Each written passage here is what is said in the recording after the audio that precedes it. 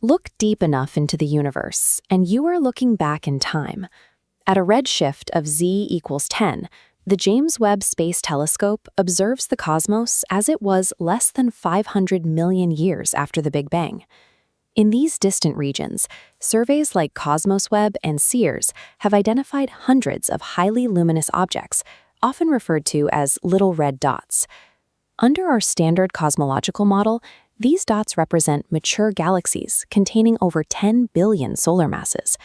This led to sensational headlines claiming the Big Bang was broken and that our model of the early universe required a complete overhaul to explain this accelerated growth. This discrepancy reveals a thermodynamic boundary problem, the physical rate at which baryonic gas converts into stars. Lambda CDM operates on a strict mass limit, bound by a host dark matter halo. The cosmic baryon fraction restricts star-forming matter to 15% of total mass. Thermodynamics dictate gas condensation. Local star formation efficiency sits between 1% and 10%. Mathematically, a galaxy's total stellar mass can never exceed its halo mass, multiplied by the 15% baryon fraction, multiplied by its star formation efficiency. To explain the luminosity of the galaxies identified by JWST, our models had to assume a star formation efficiency approaching 100%. Converting every available atom of gas into stars instantaneously defies our understanding of astrophysics. The result is a critical mass paradox. To see exactly how far these early galaxies push the standard model, astrophysicist Mike Boylan-Colchin calculated the theoretical stellar mass possible at any given redshift. This chart shows theoretical limits of galaxy formation. The top curve represents 100% star formation efficiency, a hard physical boundary. Plotting the Lebesgue psi redshift candidates reveals the problem. They sit exactly on this maximum limit, requiring an impossible total conversion of baryonic reservoirs into stars. To understand the severity of this, we must apply a realistic star formation efficiency of 10%. At that efficiency, the boundary line drops by an entire order of magnitude, leaving the JWST galaxy candidates stranded high up in a zone of physical impossibility. If these mass estimates are accurate, lambda CDM cannot account for the early universe. The solution to this paradox comes from an observational constraint. The James Webb Space Telescope does not weigh galaxies, it counts the photons they emit.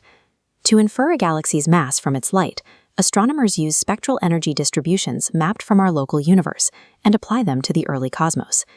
This assumes a sensitive variable called the initial mass function, or IMF. This function predicts the ratio of massive, bright stars to small, dim stars. A star's luminosity scales with its mass to the power of 3.5. Light output increases exponentially with size. A single massive star produces the same amount of light as thousands of low-mass stars combined. In the metal-poor environment of the early universe, stellar formation behaved differently. Models suggest these early galaxies possessed a top-heavy IMF, heavily favoring the creation of exceptionally massive stars. Mathematically, a top-heavy IMF means a galaxy requires up to 10 times less total stellar mass to produce the light signature captured by JWST. Applying a local universe IMF to a redshift 10 galaxy creates a systematic error. We calculated an impossibly heavy galaxy from a high-luminosity, low-mass stellar population. There is a second variable influencing our mass calculations, active galactic nuclei, or the supermassive black holes at the center of these galaxies. In the dense early universe, these black holes rapidly consume surrounding gas. This accretion process generates intense friction and heat. This intense feeding emits enough light to mimic the combined luminosity of billions of individual stars, creating an optical illusion in our deep space surveys. The luminosity in these little red dots originates primarily from black hole activity rather than starlight. If we mistakenly attribute an AGN's high luminosity to a stellar population, we artificially inflate the galaxy's mass beyond the breaking point of physics. We return to the empirical limits of lambda CDM and apply these two astrophysical corrections to the raw data.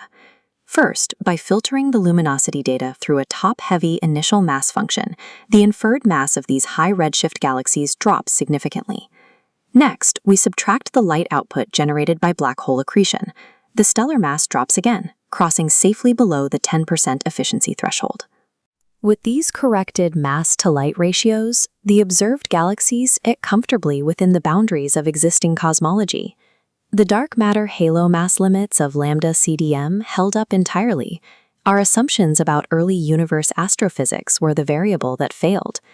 To permanently resolve this discrepancy, we need to move beyond the initial data collection methods. The early estimates were based on photometry. Photometry measures brightness through broad, overlapping filters.